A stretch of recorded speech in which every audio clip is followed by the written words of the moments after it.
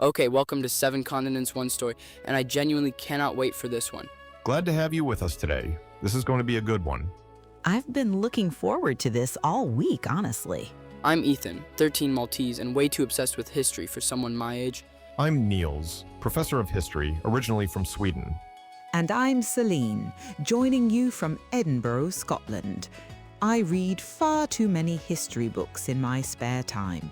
Every episode, we go deep into a story from one of the 7 continents. Ancient stuff, modern stuff, stories that actually change the world. Stories that deserve to be told properly, not just as a footnote in a textbook. Because history is full of moments that still echo today if you know where to look. History just hits different when you know the full story. See you next time. Something happened that changed everything, and almost nobody outside Australia and Papua New Guinea knows about it. That is a statement, Nils. It is, because this story should be as famous as the Battle of Stalingrad, as well known as El Alamein. And yet, when I ask my students in Stockholm, students who know their Second World War history, almost none of them can tell me what happened on the Kokoda Track in 1942. I had never heard of it either until recently, and then I started reading about it, and I just could not stop. It does that to you. I came across it in the library. We had a new collection of Pacific War histories come in, and I sat down for what I thought would be 20 minutes. It was 3 hours. Because once you understand what happened, what those young men endured, what the people of Papua New Guinea sacrificed, what it cost both sides, you cannot look away. And the ages, Nils, the ages of those soldiers. We will get to that. But first, I have something here. Oh, the artifact. Yes, this is clue 1. I am holding something small, about the size of a playing card and thin as a wafer. It is made of metal, aluminium specifically, stamped and pressed into shape by a machine. On one side, a name, a number, a religion, a blood type, and on the other side, the same information repeated, so that if it breaks in two, both halves still carry the man's identity. Is that a dog tag? An identity disc, as the Australians called it. We will come back to it, but I want you to hold that image. A young man's entire identity, which he compressed into a piece of metal. Name, number, blood type, religion, everything the army needed to know about him if the worst happened. That is quite sobering when you say it like that. It is meant to be. Welcome to the Kokoda Track. Let us begin at the beginning. The year is 1942.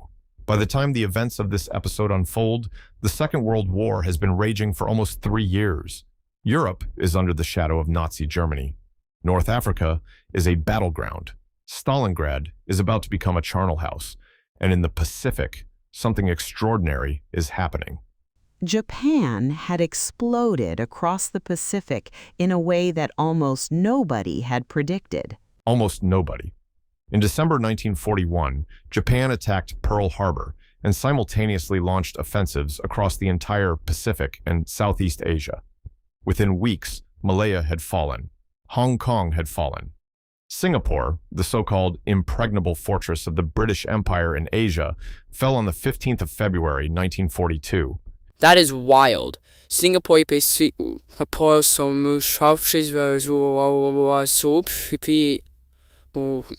We thought that in Edinburgh, too.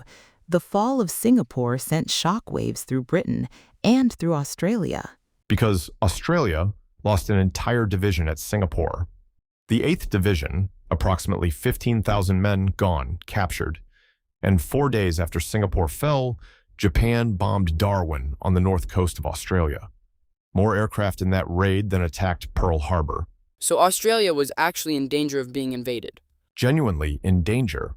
Most of Australia's experienced soldiers were in North Africa. The Navy was too small, the Air Force lacked modern planes, and Japan was advancing toward the Australian territory of Papua, which is what we now call Papua New Guinea, with the intention of capturing Port Moresby on the southern coast. And from Port Moresby, they could bomb northern Australia at will, strike the supply lines, control the approaches. Exactly. Port Moresby was the key. Japan tried to take it by sea first. The Battle of the Coral Sea in May 1942 stopped that. So they decided to take it overland, through the mountains. Through the Owen Stanley Range? Through the Owen Stanley Range, through 96 kilometers of some of the most brutal terrain on the face of the earth. Let me take you there. It is the middle of 1942, and you are standing at the base of the Owen Stanley Range in Papua. Look up. The mountains rise to over 2,400 meters. That is higher than any peak in the British Isles, and they are clothed in jungle, dense, dripping, impenetrable jungle, from their base to very nearly their summit. And the track goes over that. The track goes over that. 96 kilometers. Single file, one person wide in places. You climb ridges so steep, you need to use your hands to pull yourself up. You descend slopes so muddy, you slide down on your back. You cross rivers, fast, cold, chest deep. You hack through vegetation that closes back around you within hours of being cut. What is the weather like? Rain, every afternoon almost without fail. Torrential tropical rain that turns the track into a river of mud. And when it is not raining, the humidity is so high that everything stays wet anyway. Your clothes never dry, your boots never dry, your socks rot on your feet. And the insects, mosquitoes, leeches, biting flies, never stop. When I was reading about this in the library, I kept coming back to one image, the mud.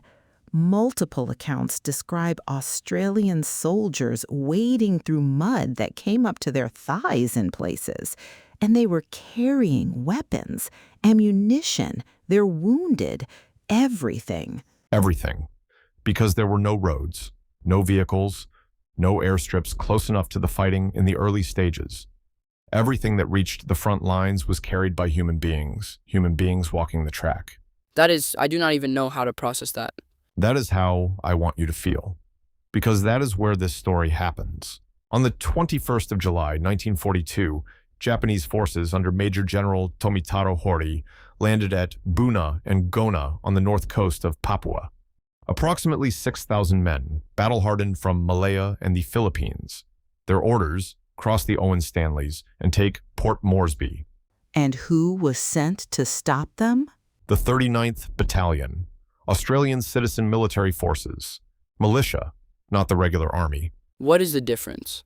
The professional soldiers, the Australian Imperial Force, were overseas, North Africa, Syria, Britain.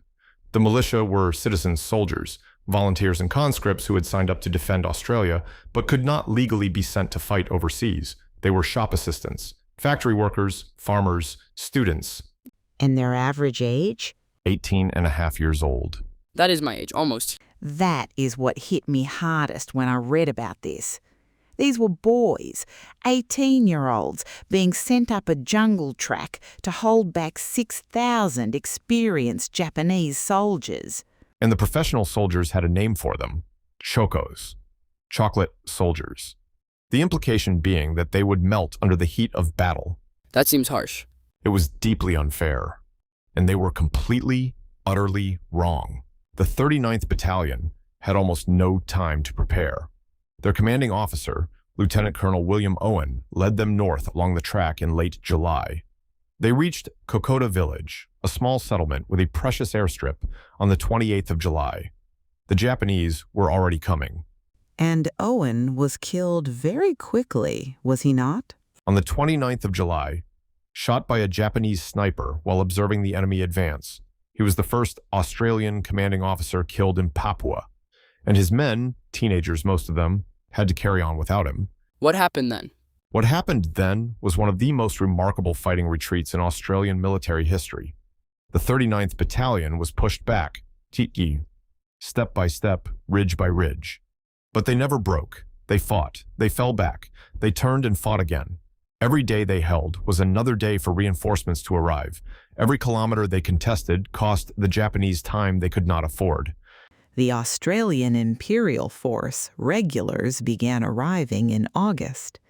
The 7th and 21st Brigades, veterans of Tobruk and Greece. But even then, the Japanese were stronger, more numerous, better trained in jungle warfare initially, and they were pushing hard. Nils, can I ask, how did the Japanese soldiers feel about all this? I mean, they were also in the jungle, also dealing with the rain and the mud. That is exactly the right question, Ethan, and it matters that we ask it. because the Japanese soldiers on the Kokoda Track were not monsters. They were young men, most of them, following orders, enduring exactly the same physical hell as the Australians. The mud, the rain, the disease, the exhaustion. And they were actually winning in the early stages, advancing. Advancing, yes, but at enormous cost. And here is something the Japanese High Command did not understand, or refused to understand. The supply lines through the Owen Stanleys could barely sustain 6,000 men for a short, sharp campaign. They could not sustain them for a long one. So the further they advanced, the more stretched their supply became, and the jungle does not forgive stretched supply lines. The Battle of Isurava began on the 26th of August, 1942. This was the largest and most intense engagement of the entire Kokoda Track campaign. The scale of the Japanese attack, can you describe it? Wave attacks, relentless. The Japanese struck the Australian positions on multiple sides simultaneously. The fighting was at close quarters, sometimes literally hand to hand. Bayonets, grenades, men fighting in spaces of a few meters. And the Australians were outnumbered. how many Australians? Approximately 530 men of the 39th Battalion and the 21st Brigade, facing over 2,000 Japanese. 3 days into the battle, on the 29th of August, the situation became critical. The Japanese broke through on one flank. The whole position threatened to collapse. And that is when Private Bruce Kingsbury acted. That is when Private Bruce Kingsbury acted. He was 24 years old. He picked up a Bren light machine gun, which is a weapon normally requiring a two-man crew, and he charged forward alone into the Japanese advance, firing from the hip, into the enemy, sweeping the position, alone. Did it work? It worked. He pushed the Japanese back. He restored the Australian line. He gave his comrades time to consolidate. And then a Japanese sniper killed him. He died doing it. He died doing it.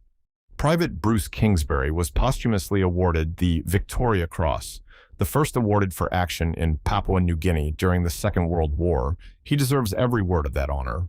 But the battle was lost anyway, was it not? The battle was lost. The Australians withdrew south, and the retreat continued further and further toward Port Moresby. But something else was happening at the same time on the other side of Papua, something that changed the entire course of the campaign. Milne Bay. You want to talk about Milne Bay? I do, because while the Kokoda Track was dominating every headline, a separate battle was being fought at the far eastern tip of Papua, at Milne Bay, and it was, in many ways, more significant. Why? Because Milne Bay fought between the 25th of August and the 7th of September, 1942, was the first time in the entire Second World War that Japanese ground forces were decisively defeated and forced to withdraw. The first time they had lost on land. The first time. Japan had swept all before it since December 1941. Malaya, Singapore, Burma, Philippines. The reputation of Japanese soldiers was one of near invincibility in jungle warfare. And at Milne Bay, approximately 2,800 Japanese Marines discovered that 9,000 Allied defenders, mostly Australians, were waiting for them. That is a huge difference in numbers. It was. The Japanese had attacked expecting a lightly held position. They found a fully garrisoned defense. By the 7th of September, they were evacuating. Of the 2,800 Japanese who landed, approximately 1,318 were evacuated. The rest were dead. That must have been, psychologically, an enormous moment for the Allied forces. It was. The Japanese could be beaten, in the jungle, on the ground. That knowledge mattered enormously. I want to stop here because we cannot tell the story of the Kokoda Track without telling the full story of the Papua New Guinean people who sustained the entire Australian effort. You are absolutely right, Céline. And this is perhaps the most important part of this episode. The Fuzzy Wuzzy Angels? That is the term Australian soldiers used at the time, and it appears in diaries, poems, and newspaper reports of the era. But I want to say something clearly before we use it. Modern scholars, and many Papua New Guineans, consider this colonial-era nickname problematic. A University of New South Wales research paper from 2025 argues it carries 500 years of racist framing about Papuan people's physical features. Many in Papua New Guinea today prefer Papuan carriers or simply wartime carriers. The name matters, but so does the story. And the story is extraordinary. The story is extraordinary. When an Australian soldier was wounded on the Kokoda Track, there was no ambulance, no helicopter, no road. The wounded had to be carried on stretchers made of vines and timber, over the same ridges, through the same mud, across the same rivers that had taken healthy men weeks to cross. And they did that? The Papua New Guinean carriers did that. They came from villages along and near the track. They knew this land as their home. They carried supplies forward to the front lines and the wounded back to safety, in darkness, under fire, sometimes for days without rest. I found a quote from Brigadier General Victor Selleck, who wrote that the carriers were the outstanding feature of the campaign in Papua, an Australian general, and he is saying the most important thing in the entire campaign was not the soldiers, it was the carriers. That is incredible. So without them, the Australians would have lost? Without them, many more Australians would have died, possibly many hundreds more. And here is the thing I need you to understand. These Papua New Guinean men were not Australian soldiers. They were not fighting for the British Empire in the way Australian soldiers were. Many were recruited under the Native Labour Ordinance, a colonial labour law. They were subjects of an Australian colonial administration. The war had come to their land. Their villages were in the middle of the battlefield, and they chose, many of them, to help anyway. And how were they recognized afterwards? In 2009, the Australian government issued a commemorative medallion to surviving carriers, 67 years after the campaign. Many had died by then. The medallion was worth a few dollars. Their families received nothing. That does not feel like enough. It is not enough, and that is part of the full story we need to tell. Let me return to the object I'm holding. Clue 2. I told you it was an identity disc. Aluminium, stamped with a name and number. Now I will tell you more. This one is a replica, made to the exact specifications of the discs carried by Australian soldiers during the Second World War. They came in pairs, 2 discs on the same cord, worn around the neck. In the event of death, one disc stayed with the body. The other was sent to the next of kin. Or, if the body could not be recovered, it was the only record that the man had ever been there. Hundreds of Australians on the Kokoda Track have no known grave. Hundreds. Some died deep in the jungle during the retreat, in conditions where their comrades could not stop to bury them. Some were buried hastily, and the graves were never found. The Bomana War Cemetery, outside Port Moresby, holds over 3,800 graves, many of them Second World War soldiers from the Papua campaigns. What about the Papua New Guinean carriers who died? Do they have graves? Most do not. Most are unrecorded. Their deaths were not systematically documented the way Australian military deaths were. That gap in the historical record is itself a form of injustice. You know, I do not think I have ever heard that named quite so directly in a podcast before. It needs to be named. We continue. As the Australians retreated toward Port Moresby through August and September 1942, a different kind of crisis was developing behind the lines. In Brisbane, 2,000 kilometers away, General Douglas MacArthur was running the Southwest Pacific from a hotel. I have read about his setup in Brisbane. It was comfortable. It was very comfortable. MacArthur had never visited the Kokoda Track, neither had most of his staff. Officers he had brought from the Philippines who knew nothing about Papua and did not particularly want to learn. In August 1942, MacArthur wrote, in an official communication, that the Australians had proven themselves unable to match the enemy in jungle fighting, and that aggressive leadership was lacking. He said that about the men on the track? He did, about men who were 18 years old, carrying rifles through waist-deep mud, outnumbered 3 to 1, sick with malaria, no proper food, and dying. MacArthur said they lacked aggression. That is breathtaking. When GHQ in Brisbane suggested that the mountain passes could be blocked by explosives, the reply from Port Moresby was essentially, parts of the track have to be crawled through on hands and knees. There is nothing left to block. What happened to the Australian commanders? Lieutenant General Sidney Rowell, the New Guinea Force commander, a capable, respected general, was sacked on the 28th of September 1942 after refusing to accept General Blamey's interference. He confronted Blamey directly. He was gone within days. And Major General Arthur Allen? Arthur Allen, known as Bloody Allen to his men with deep affection, commanded the 7th Division in the counterattack. He was methodical, he was thorough, he understood conditions on the track. MacArthur and Blamey decided he was moving too slowly. He was sacked in October 1942. Were they actually moving slowly? They were moving at the speed that exhausted, disease-ridden, undersupplied men could move through that terrain. Every subsequent historical assessment has concluded that Allen's sacking was profoundly unjust. In Scotland, we have a saying, the generals fight the last war and the politicians fight the next one. MacArthur seems to have been fighting neither. That is precisely right. But here is what was happening on the other side of the line. The Japanese had reached Ioribawa Ridge in September 1942. They were within sight, literally within sight, of the lights of Port Moresby. Their objective was almost within reach. So why did they not attack? Because they could not. The supply lines had collapsed. General Horry's men had been advancing for almost 2 months through the same jungle that was destroying the Australians. They were hungry. They were sick. And the decision came from Tokyo, partly because of the crisis at Guadalcanal, which was consuming Japan's reserves, to halt and then withdraw. And then the retreat. The retreat. If the advance was brutal, the retreat was catastrophic. Horry's men, already weakened, now had to cross back over the mountains, but there was nothing left to eat. Supply drops failed. Men starved. They ate grass. They ate roots.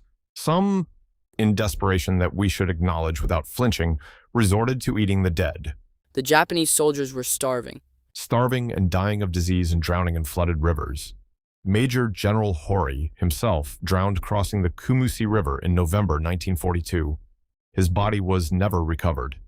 When Allied soldiers advanced through the Japanese positions, they found what one account described as skeletons disguised as humans, young men in uniform, reduced to bone and skin by what the jungle had done to them.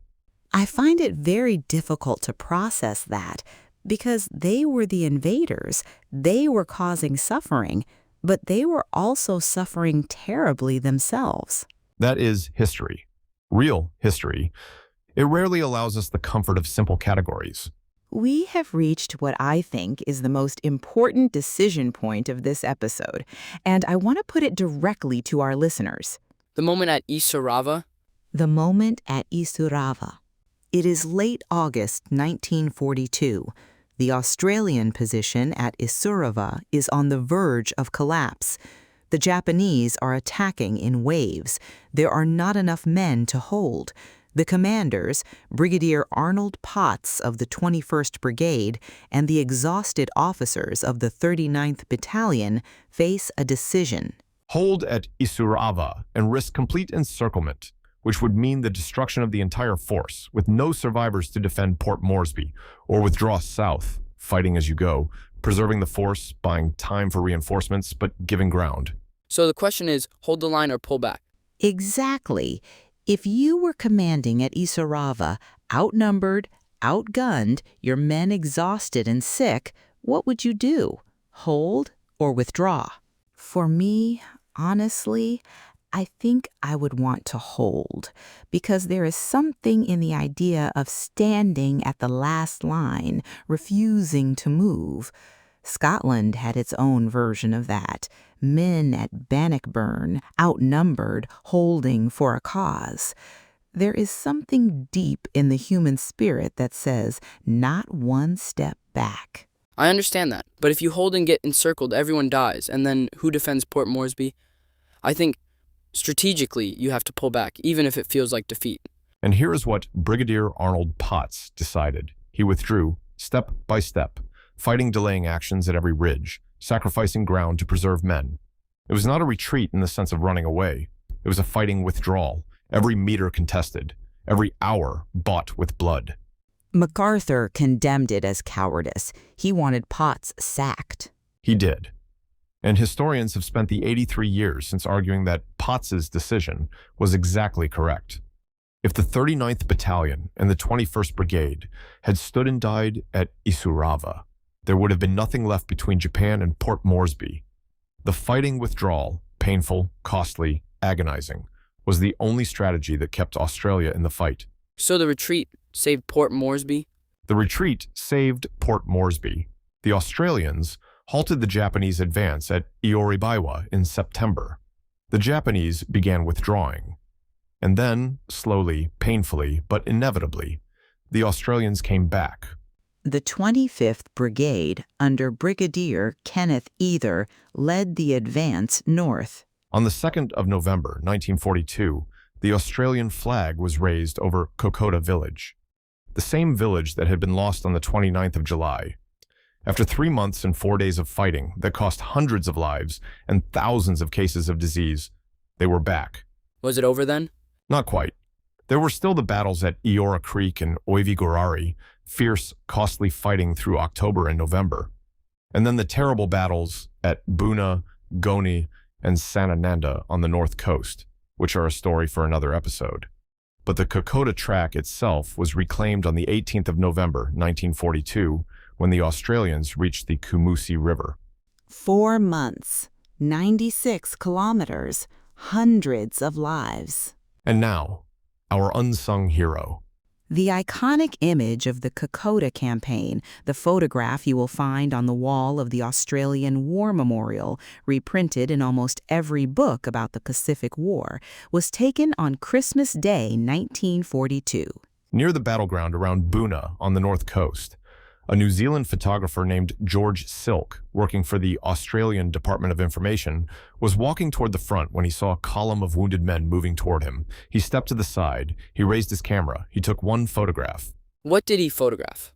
A tall, young Papuan man walking through the tall kunai grass. His right hand reaches back behind him. In that hand, he holds the hand of a bandaged Australian soldier. The soldier is partially blinded, shot above the eye by a sniper. His head is wrapped in white bandages. The Papuan man is leading him forward, gently, carefully, through the grass towards safety. Oh! The Australian soldier was Private George Whittington from Queensland, 22 years old, serving with the 2nd 10th Battalion. It took many years for the Papuan man in the photograph to be formally identified. His name was Raphael Oimbari. Raphael Oimbari. Raphael Oimbari. A carrier, a villager, a man from Papua New Guinea whose land this war had been fought on and who had chosen, on Christmas Day, in the middle of a battle, to take the hand of a stranger and lead him to safety. What happened to them both? Raphael Oimbari was eventually awarded the Order of the British Empire for his wartime service. He outlived the war by many decades. He became one of the last living links to the carrier generation. And Whittington? Private George Whittington died of scrub typhus in Port Moresby, 6 weeks after the photograph was taken. He never made it home. So in that photograph, that moment of human kindness, one of them survives and one of them does not. One survives and one does not. Remember Raphael Oimbari. Remember that hand reaching back through the kunai grass on Christmas Day, 1942. Remember that there were thousands of Raphael Oimbaris on the Kokoda Track, men whose names we do not know, whose graves we cannot find, whose contribution made it possible for Australia to survive its darkest year. Remember the name. Now, I think you know what this is, the identity disc. Every Australian soldier on the Kokoda Track wore one. 18-year-old boys who had never left their home states before. Men who had been farmers and factory workers 3 months earlier. They wore these aluminium discs because the army needed to know who they were if they did not come back. I've been reading about the Bumana War Cemetery outside Port Moresby. 3,800 graves, many of them boys who should have been at home in Sydney or Melbourne or Adelaide. This disc is what connected them to those homes. The identity disc is more than a military object. It is a statement. You existed. You had a name. You had a blood type, a religion, a number. You were here. This is the Australian Other Ranks Identity Disc, Second World War pattern, stamped aluminium, 2 discs, 1 cord, On one side, name, rank, religion. On the other, blood type, service number. Everything the Army needed to know if the worst happened. Do they have equivalent discs for the Papua New Guinean carriers? No, they were not issued identity equipment the way Australian soldiers were. They were carriers, colonial subjects. They did not have discs. In many cases, they did not have official records at all. That tells us something. It tells us a great deal. Can I ask Nils, Ethan, what does this story mean? Why does it matter now in 2026? For me, it is about the ages. I keep coming back to 18-year-olds in that mud. And they just held. I find that almost impossible to understand. For me, as someone who grew up in Sweden, a country that maintained neutrality through the Second World War, which was, in many ways, a morally complicated position, this story is a reminder that neutrality had a cost. Other people fought. Other people sent their children into the jungle. Sweden stayed out, and Sweden was largely spared, but that sparing came at someone else's expense. I think about that. In Scotland and Britain more broadly, we know about El Alamein, Dunkirk, the Battle of Britain. We know our pieces of the Second World War. The Pacific barely gets a mention in most British school curricula, and that means we do not know about the Papua New Guinean carriers. We do not know about the 39th Battalion. We do not know about Raphael Oimbari. And that gap matters. Because the Kokoda Track was fought partly in defense of the British Empire. Australian soldiers carried Commonwealth colours. Many of them were the children and grandchildren of Scottish and Irish immigrants. The story is not foreign to Britain. It is partly Britain's story too. And it is definitely Papua New Guinea's story. Maybe more than anyone else's. More than anyone else's. The Kokoda Track runs through land that has been home to Papuan people for thousands of years. The war did not ask their permission. It arrived on their beaches and moved through their villages and burned their crops and killed their neighbors. And many of them, like Raphael Oimbari, responded not with hostility or withdrawal, but with extraordinary generosity towards strangers. The Australia-Papua New Guinea relationship today carries all of this history inside it. There is a genuine shared bond, cemented in blood and sacrifice and acts of kindness. And there is also an unresolved debt from the colonial era, from the inadequate recognition, from the medallion that was worth a few dollars. Both things are true simultaneously, and being honest about both things is how you honor the people who actually lived it. Can I ask about the name thing, track versus trail? I knew this would come up. I found the whole debate fascinating in an academic sort of way. I do not know if I have ever encountered a more passionate argument about one word. Kokoda Trail was the original newspaper term. It appeared in the Sydney Daily Mirror in October 1942. It was the term in the battle honor awarded in 1958. The route was officially gazetted as the Kokoda Trail in 1972 by the Australian administration of Papua New Guinea. But track became dominant from the 1990s onward, particularly after Prime Minister Paul Keating visited Kokoda in 1992 and used it publicly. Track sounds more Australian. It is the language of the bush. So which is right? Both are historically correct.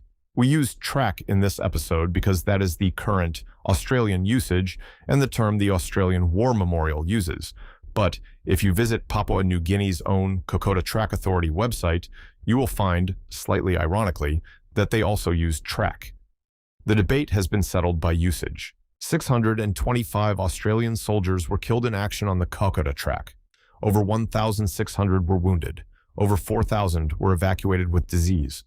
The Japanese losses were higher, perhaps 2,000 killed in battle, and thousands more dead from starvation and disease in the retreat, on land that belonged to neither of them. And the Papua New Guinean casualties? Not fully counted, not fully recorded. That is where the historical debt lies deepest. But the campaign was won. The campaign was won. Port Moresby was saved. Australia was not invaded, and along the Kokoda Track today, you can walk those same 96 kilometers. Tens of thousands of Australians do every year as a form of pilgrimage and remembrance. They walk in the footsteps of the teenagers who held the line, and in the footsteps of the Papua New Guinean men who carried the wounded home. What I find remarkable is that the Kokoda Track has become a place where the Australia-Papua New Guinea relationship is renewed. Prime ministers have walked it together. It is now a shared heritage site, protected by a joint declaration signed in 2015. History forged in suffering and sustained by memory. That is perhaps the best outcome history ever offers us. Before Céline closes us out, I want to leave you with one image. Christmas Day, 1942. A young Papuan man in the kunai grass of northern Papua.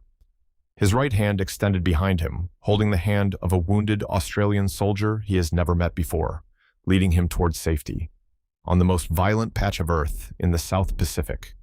In that hand, in that reaching, holding, guiding hand, is everything the Kokoda Track means.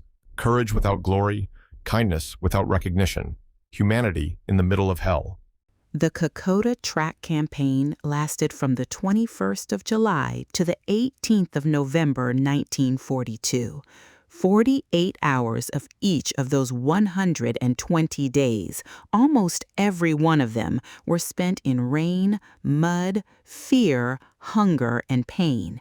And yet what we remember alongside the battles and the losses is that hand, Rafael Oimbari's hand. And I keep thinking about those 18-year-olds, the Chocos, the kids who were supposed to melt. They did not melt. They held, and then they came back. The more we learn, the more we realize how much there still is to discover.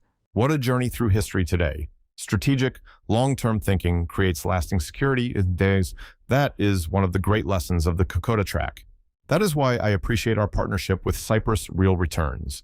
Guaranteed 6 to 12% returns on Cyprus real estate, 100% secured through the Cyprus Land Registry. Professional management handles everything. With Cyprus tourism booming and property values growing nearly 8% annually, it is an opportunity worth exploring. Visit cyprusrealreturns.com to learn more.